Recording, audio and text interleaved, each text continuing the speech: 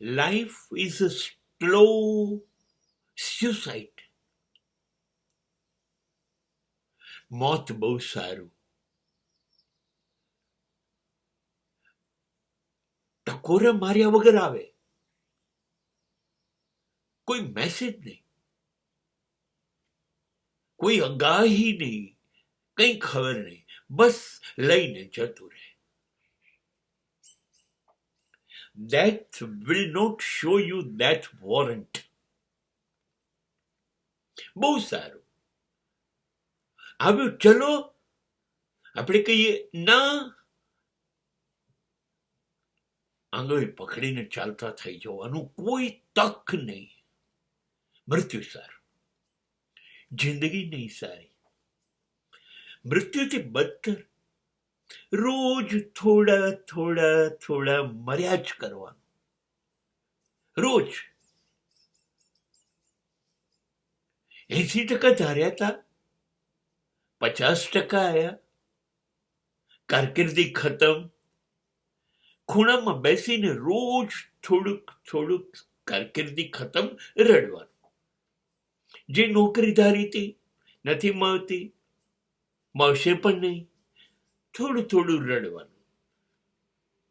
જેવી પત્ની જોઈતી હતી એવી ના મળી, બસ જિંદગીભર જે મળી એની સાથે બેસીને થોડું થોડું રડવાનું. સરસ મકાન જોઈતું હતું, ગાડી જોઈતી હતી, ના મળ્યું, હા થોડું થોડું રડવાનું. જે મળ્યું છે એના દર મહિને કમાણીમાંથી હપ્તા ભરવાના, હા તો દર હપ્તે મરવાનું.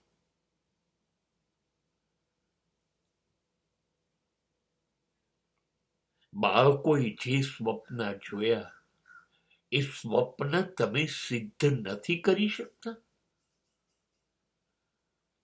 બાળકો તમારાથી નિરાશ છે. પત્નીની કોઈ આશા તમારાથી પૂરી નથી થતી. શું લાગે છે? આ બધા રોજ ધીરે ધીરે મરણ નથી. હા, એક સામટા નથી મરી જવાતું, બઢતી નથી મળતી, બદલી નથી થતી, છીએ નથી નીચે ઉતારી કાઢે છે, સન્માન નથી થતું, કદર આપણી નથી થતી, વારંવાર નફરત અને અપમાન બધી બાજુથી મળ્યા જ કરે છે. આ બધા ધીરે ધીરે મરવાના પ્રસંગો છે. અને આ કોઈ એક જિંદગીની વાત નથી, આ દરેક જિંદગીની વાત છે.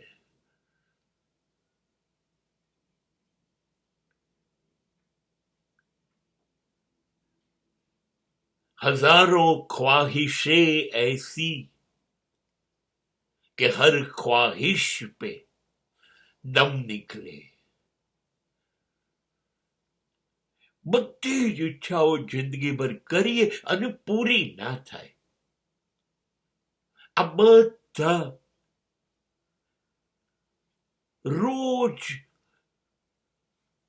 સાંજ પડે થાકીએ, નિરાશ થઈએ અને બેસીએ ત્યારે એવો વિચાર આવે છે કે નહીં, આ જિંદગી છે? એના કરતા તો આ જિંદગી ના હોય.